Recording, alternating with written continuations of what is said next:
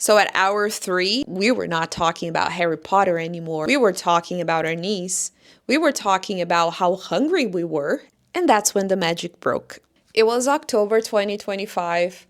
I was in Orlando with an amazing group of friends in a trip that we've spent months planning.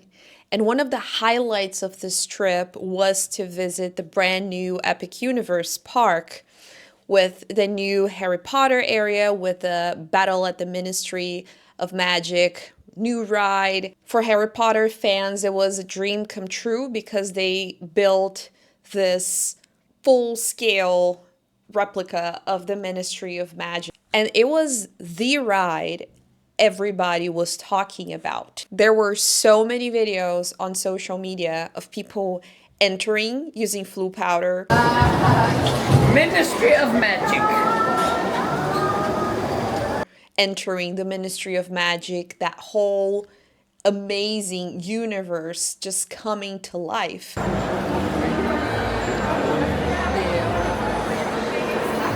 We really wanted to be part of that whole experience too. So we tried to plan ahead for a good day of the week to attend the park, but we knew that, a brand new park, 6 months old, there was going to be a lot of demand. We knew that there were going to be a lot of people in there, and we could try to plan ahead a little bit, but it was inevitable that there would be a lot of people, and a lot of people also wanting to ride the same attraction. So we arrived pretty early at the park. There were already so many people there, already a massive line at the ministry, and everything else was already pretty packed. And then we saw that line, 150 minutes, that's 2.5 hours. Didn't really expect the line to decrease considerably throughout the day. From our previous research, the line was long all day long. There was no escape. We thought about not joining the queue, but we started thinking, well, we spent all this time and money because the ticket was about $200. So we really didn't want to lose the experience and all the effort getting there and missing out on this attraction that everyone was talking about. We wanted to see that for ourselves. So we decided to go ahead and just wait in line. And initially, when the line is pretty long, you start the process outside of the building where there's no air conditioning yet, and it was a pretty hot day, and you can't really see how much long do you have to wait because the queue is pretty much spread out throughout the attraction and throughout many rooms. You don't know how long it's actually going to take. The only information you have is that wait time sign right at the entrance of the attraction. So in the first hour, we were pretty excited. We were playing games. We made sure that we had a snack before, and we had drinks on us, although they did have water fountains throughout the line. But we were still excited. And as soon as you actually enter the ministry, there's this really awesome reward of seeing that completely new immersive space. So we were extremely hyped. We saw that amazing line, probably the most amazing line experience I've ever had in terms of all the effort put into building that immersive environment in a one-to-one scale was super impressive. So you spend a lot of time actually exploring that new space. You see the videos and you observe all the little details. You feel immersed. And that's the key point about this whole experience is the immersion. We actually spent a lot of time inside that big hallway. And we thought we saw the line and it was moving, but it was just slightly moving. It wasn't like we could see a lot of progress taking place, but we saw the amount of people and we immediately realized that the 2.5 hours were going to happen. there was no way that they would process all these people in a really short amount of time. But we were still hyped, we were still excited. But at some point, you start having to use the restroom and your back starts to hurt and props start getting a little bit boring. Those rooms were built for you to move through them, not for you to sit and spend an enormous amount of time absorbing it. So at hour 3, we were not talking about Harry Potter anymore. We were talking about our niece. We were talking about how hungry we were and there was no food around. We were talking about using the restroom, and it was actually quite a complicated logistics to get to a restroom from the line. You basically had to exit the attraction to go to the restroom. And that's when I realized theme park lines are basically a social engineering experiment. The thing is, Disney and Universal, those theme parks, they are masters at reducing perceived time. So how much time you think you're spending in a line. But after enough waiting, reality always wins. So let's talk a little bit about park lines. Theme park lines are actually not a design failure. They're gonna be a natural consequence of the system design. When you think about designing an attraction for an amusement park like Disney or Universal, there's a limited capacity that they can throughput for each attraction. So how many guests can they process per hour? And it's not unlimited. I mean, if you think about for the ride to have the same length and experience, at some point your only option is to build multiple of the same attraction. So multiple buildings, one next to the other one. And in a lot of cases, that's absolutely not reasonable. And theme parks have tried to optimize their flow so that there's not really a lot of time wasted between guests enjoying or riding each attraction. So you notice a lot of attractions that have that continuous flow system. They have the cars on a turntable and you basically load and unload as things are continuously moving. So they have been putting a lot of effort into optimizing things so there's no time wasted and we can process as many guests as possible. But again, there is a limited capacity.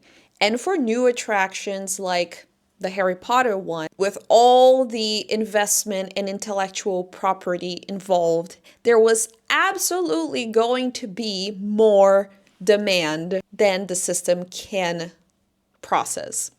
And that happens to basically every attraction in the park. They are not going to have capacity, so there's never a line, because that would be absurdly inefficient at times where you don't have that much demand. So they need to optimize everything in a way that makes sense for the park and for the guests. It's a very, very important balance that you have. So from a systems engineering perspective, it's inevitable that these rides are going to have lines, and most rides do have lines constantly. They just vary, right? It's not very common for you to go to a busy park day and get straight into the ride with no line at all. And this is where theme parks become so fascinating, because once waiting becomes unavoidable, the problem is going to shift from transportation engineering to experience engineering. So the challenge is no longer how do we eliminate waiting, but instead, how do we make waiting psychologically tolerable for guests? And that's where Disney and Universal parks are absolutely brilliant.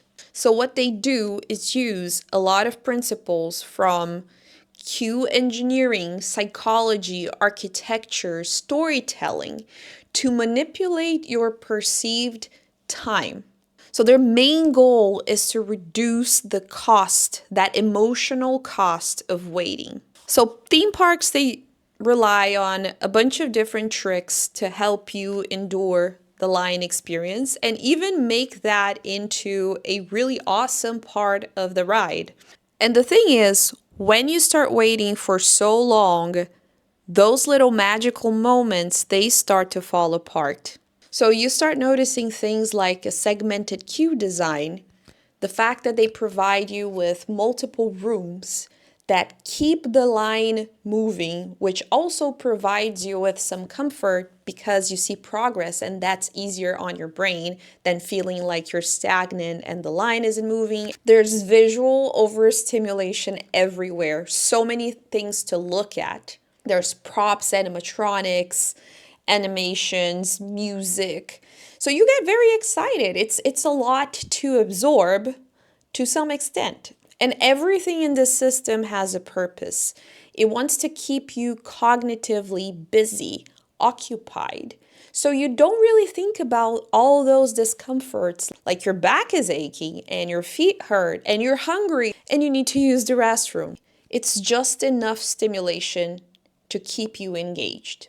And as you see thousands of people waiting in line with you, it also makes you think that's worth it. It's worth the wait. I should stay here for 2.5 hours because otherwise I'm going to miss on all these things. And the thing is that for the first, I would say, couple of hours, the system was working on me too. But then what fascinated me was watching the system fall apart in real time. All these techniques are amazing and they function very well, but up to a threshold. There's a point in which our human necessities start to scream, and there's no immersion that will solve this. So after 2 hours, the queue stopped feeling like an amazing experience designed for humans, and it became simple crowd management. And that's when the magic broke. It wasn't really a fun experience anymore. All the props and details started to feel repetitive.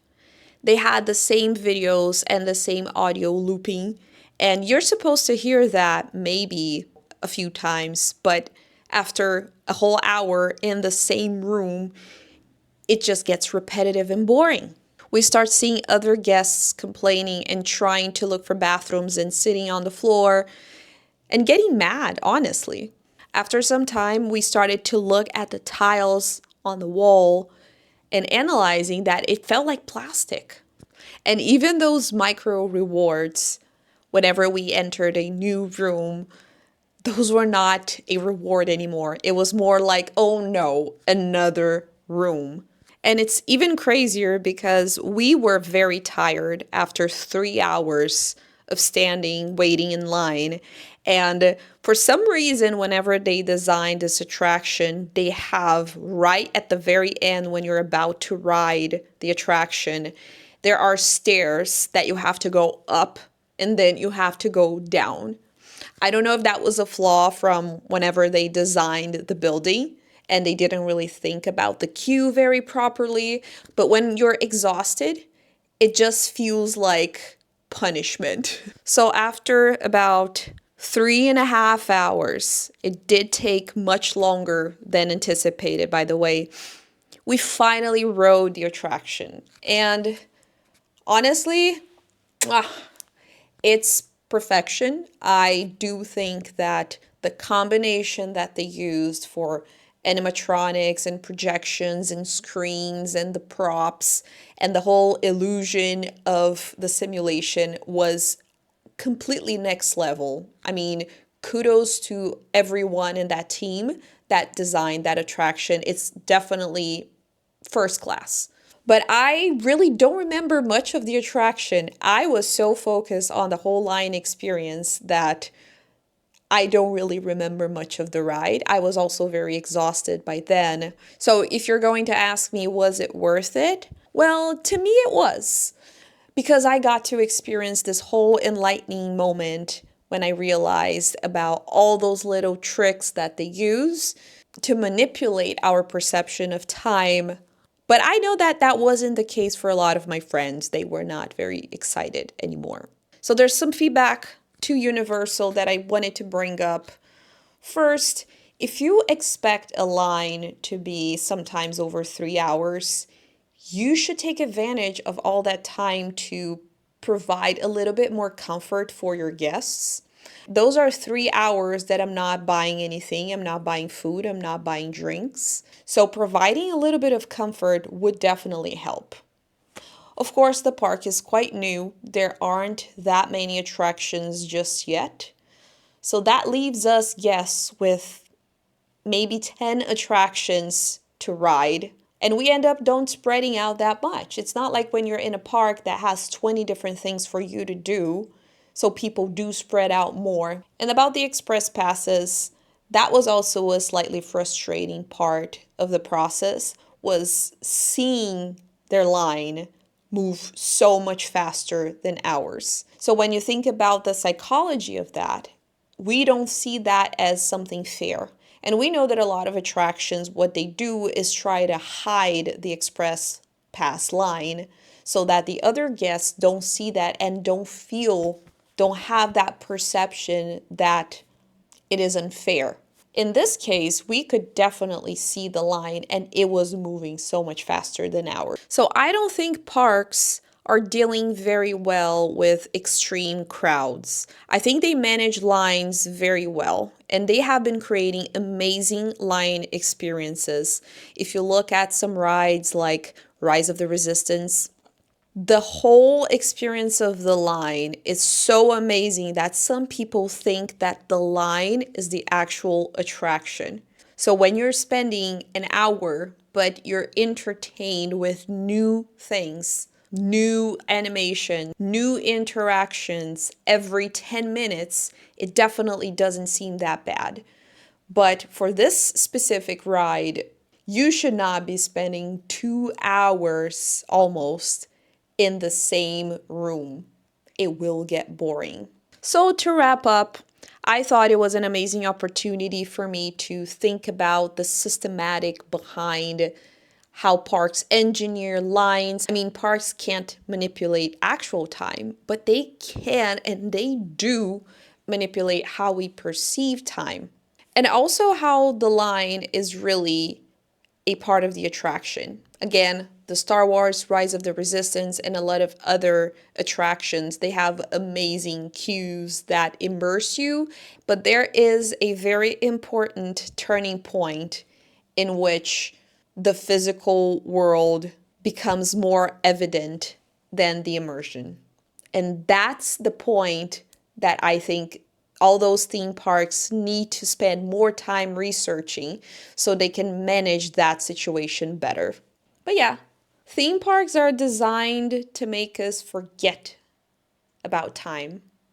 But after more than 3 hours in line, time always wins. So thank you so much for watching this video and going through this memory with me and all this reflection about the amazing extremes that parks go for immersion. So let me know if you have a favorite ride that has this amazing cue that you really adore and that uses a lot of these tricks that we discussed in the video. Thank you for watching and I'll see you next time. A gente tá vivendo delírio coletivo. A gente tá 3 horas e 20 minutos para conhecer a atração do Mistério da Magia. A gente não foi obrigado, a gente tá aqui por pura e espontânea vontade. Isso devia ser um estudo psicológico, assim. O que faz as pessoas decidirem fazer isso?